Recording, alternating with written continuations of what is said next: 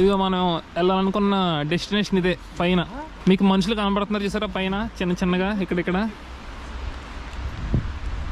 So ఇదే highline 179 bridge అనమాట. ఆస్ట్రియాలో ఉంది ఇది.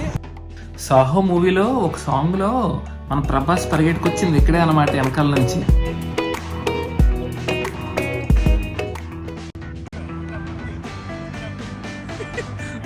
మనోడు భయపడుతున్నారు.